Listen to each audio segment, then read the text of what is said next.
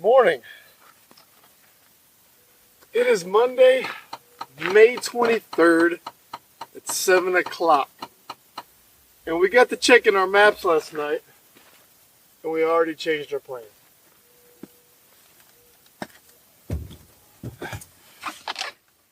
We've got almost 16 miles to Salome. And our plan originally was to get to Salome and then go home from there.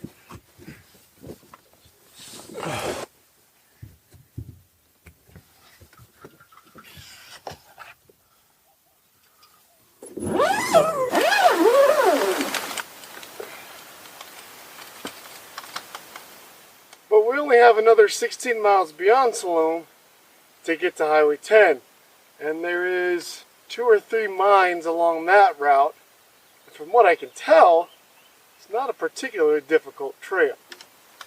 The Peace Trail Atlas rates the trail from Salome to I-10 as moderate 1, which is the same rating they give to the trail we're on now. So the plan is to see how long it takes us to do the almost 16 miles from here to Salome. Assuming this little 16 miles doesn't take us all day, and I'm fairly certain it'll only take us 2 hours tops, from Salome, we're going to take the other 16-mile trail to I-10. Whoa. Other side. So, yeah, that's the plan.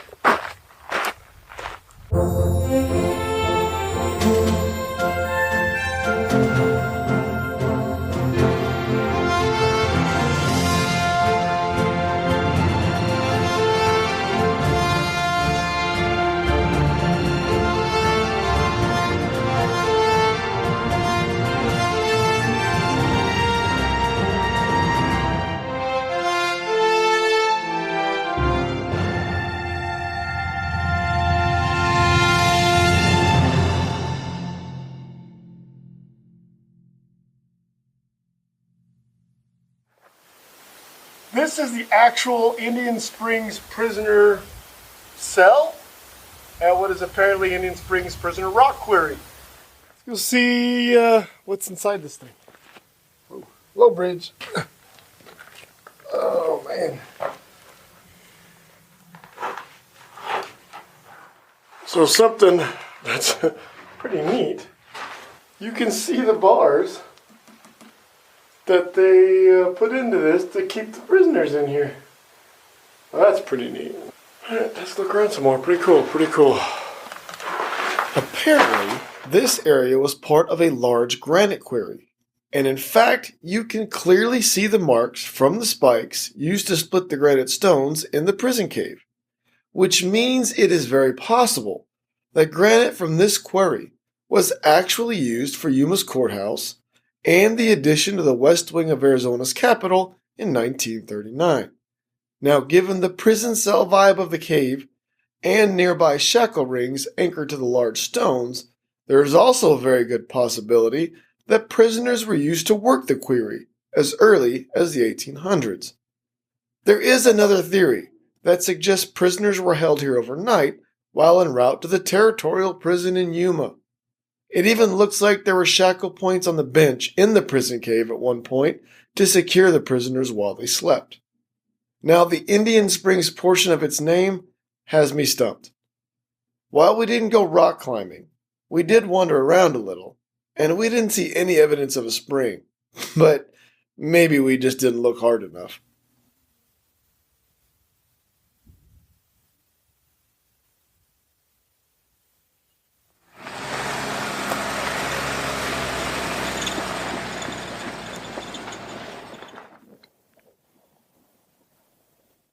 We are leaving the prisoner quarry spring place and on to Salome through Saguaro Squeeze.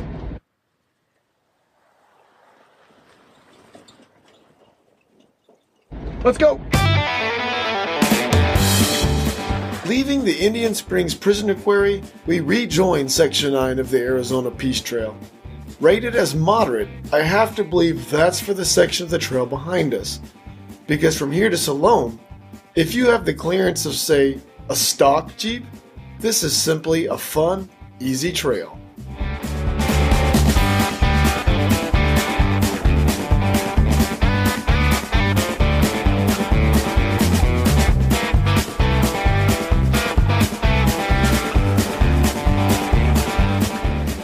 Just to give you an idea of how hot it gets in southern Arizona at the end of May, it is only 8:30 and it is already 83 degrees by the little thermometer on my Jeep. It's only gonna get hotter.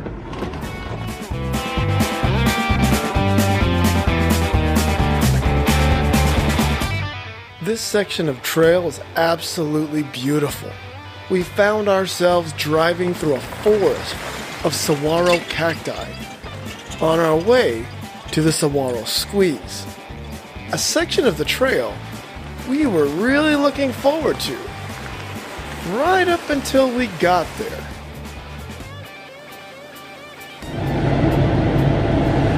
Well, the Saguaro Squeeze is a saguaro disappointment. It looks like one of the saguaros died and fell over. Or somebody squeezed it too close and knocked it over and it died. Either way, it's just one saguaro and it's not so much a squeeze anymore. Sad day.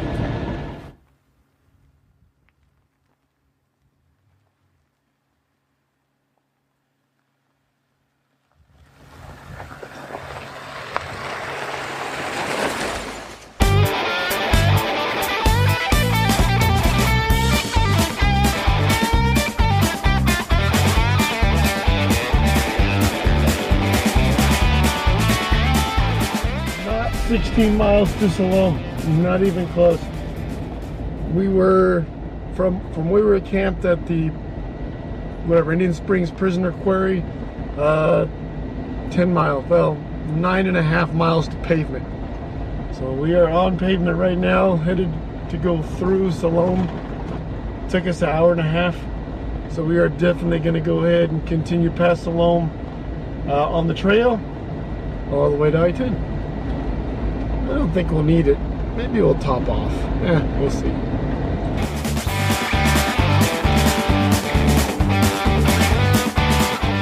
A few steep hills and a couple off-camper spots are what make this section of trail just interesting enough to be fun.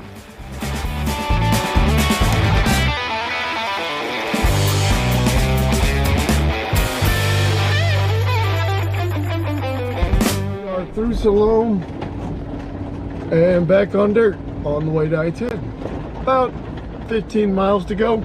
It is 10 o'clock. I suspect we'll be at I-10, I'm gonna say noonish.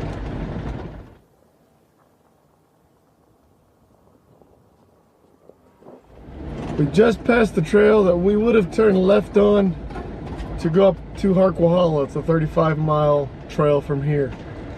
We're not gonna do it, obviously. We're headed home today. And we're not gonna do it on the Arizona Peace Trail trip at all, because we've already done it. The only reason I was gonna do it was to get to cooler temperatures, but it doesn't matter now.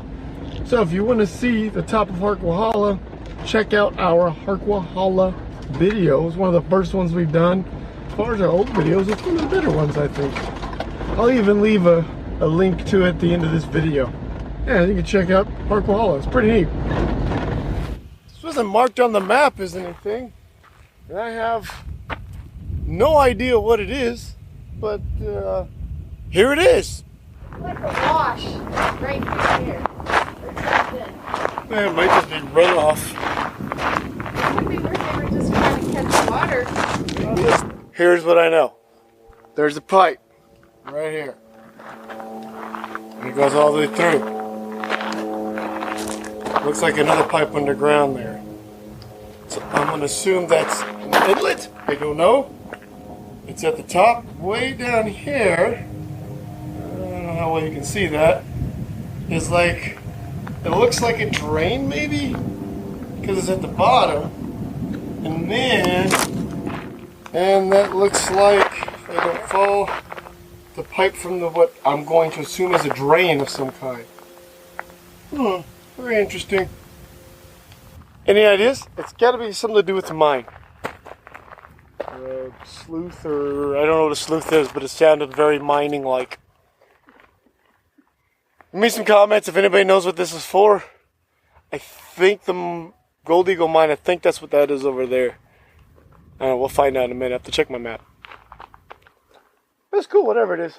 Leave me some comments if you know what it is, please. I want to know. I want to know what this is. All right, back on the trail.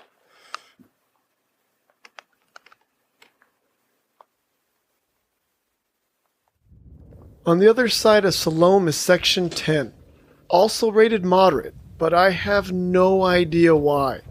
Once again, if you have the clearance of a stock Jeep, this is an easy and interesting trail.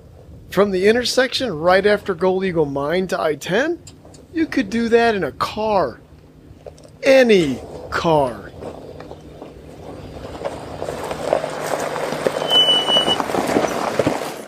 Looks like there's some kind of mine workings up there. I don't know, maybe it's just the back end of the Golden Eagle mine. We were contemplating going up there, but we don't want to. There's all kinds of little shafts and stuff along this area. But there's an opening down here that's all caged, all fenced off. Careful. Woo! Backed into that there cactus. Whoopsie! We're gonna go on to Gold Eagle Mine after she's done taking these little cactus spines out of my leg.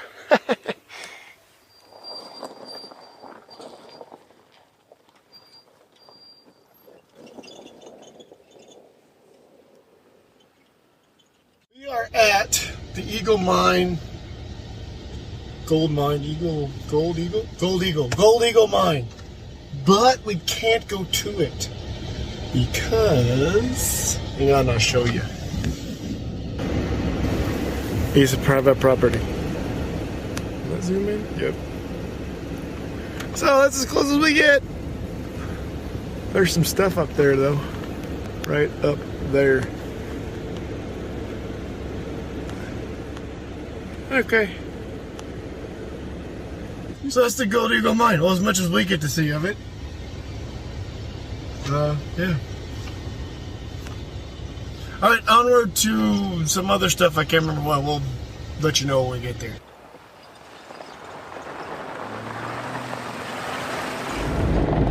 So we keep seeing what's probably some pretty cool like mines and stuff. But they all come with claim signs. And we don't want to get shot at for claim jumping. Okay, we probably won't get shot at, but I don't want to trespass on somebody's claim because mining's a serious business. So onward, we have the Harquahala Cemetery or Chinese Cemetery, or maybe it's the Harquahala Chinese Cemetery. That's where we're going to next. The Harquahala Chinese Cemetery. That's was like the name on the waypoint that I downloaded. And there's like, I think there's a mine or something over there. And I think they're blasting, which is kind of cool. So let's check out this cemetery thing.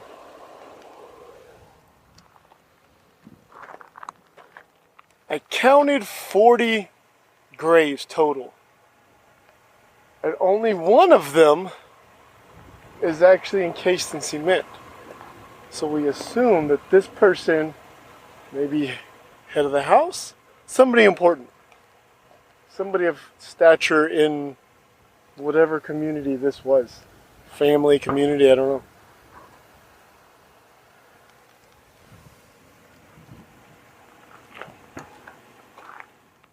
I'm not sure why the waypoint I downloaded from ArizonaPeaceTrail.org calls this site a Chinese cemetery.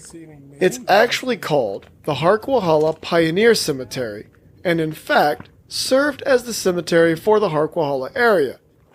While I only counted 40 graves, in reality, there are probably over 50 graves here, to include 40 adult males, most likely minors, 5 male children whose ages range from 2 to 5 years, and 2 female children ages 4 and 10.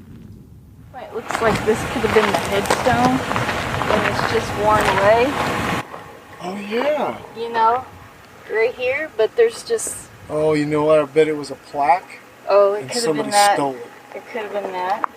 There was a plaque right here, and I bet somebody stole it. Yeah. They are definitely blasting. That is so cool.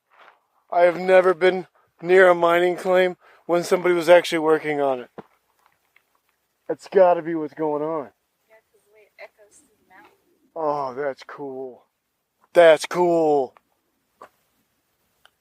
The riches stored in the Harquahala Mountains were known as far back as 1762. However, hostile Indians in the area made it impossible to prosper from such knowledge, and it wasn't until 1888 that the area was finally safe enough to lay claim. Harry Walton, Robert Stein, and Mike Sullivan were given credit for the discovery of the Bonanza and the Golden Eagle vines, which led to the boomtown that followed. The settlement that quickly sprang up contained stores, saloons, and even a stage line that operated from Harquahala to Sentinel. Now, transporting coal could be a dangerous task, and the regular casting of 15 to 20 ounce bullion had to be heavily guarded. To ease this burden, the gold leaving this area was cast into 400-pound bars, making it too heavy to steal. So heavy, in fact, that during one such transport, one of the 400-pound bars broke through the bottom of the wagon without the driver and his companion realizing it until they had traveled a few miles further. Turning around, they found the gold at the bottom of a gully, and with time, strength, and ingenuity, they were able to, eventually, recover their cargo and continue their journey. In 1893, the Harquahala Gold Mining Company purchased the property, and 4 years later, the ore was exhausted. The mine continued to be worked by various owners over the next 40 years. Having been established in 1891, discontinued in 1918, and re-established in 1927, the Harquahala Post Office shut down for good on December 31st, 1932. On our visit to the area, we not only heard blasting, but clearly saw new equipment and what appears to be a newly laid water pipe. There is work being done at the Harquahala mine today. And so ends our journey on the Arizona Peace Trail this weekend. We're gonna air up, connect your sway bars, and go home. This last section of trail from our campsite to here was actually, I think, some of the funnest, and I don't care what your English teacher says, that's the word, funnest part of the trail we've done. It wasn't super bumpy. It was cool up and down and cool landscape. If you enjoy the videos, reach down there and hit the like button. I know when we first started overlanding, we were very nervous about going on trails. If we didn't know what to expect, we didn't know, could our Jeep make it? Will it fit? What's on this trail? What am I going to find when I get there? So what we're trying to do with this channel is show you, give you an idea of what vehicles can make these trails, areas you may or may not be able to get through, and what's going to be out there when you get there. A little bit of history as well. So if you like that idea, you want to see more of it, reach on down there, hit the subscribe button for us. We're trying to reach 1,000 subscribers by the end of the year. It's a goal we thought we'd shoot for it. I don't know if we'll make it. We'll see what we can do. We aren't regular. I'm trying to put a video out every 2 weeks. Sometimes I get to, and sometimes work doesn't allow me to. It is what it is. So hit the bell so you'll be notified when our next video does come out. In this case, it should hopefully, well, I don't know, actually. By the time you see this video, I don't know when the next one's going to come out. So hit the bell so you don't miss it. And any comments, questions, suggestions, because I don't know what I'm doing out here, leave them down in the comments for us. Yeah. Thanks for watching, guys. We'll see you next time.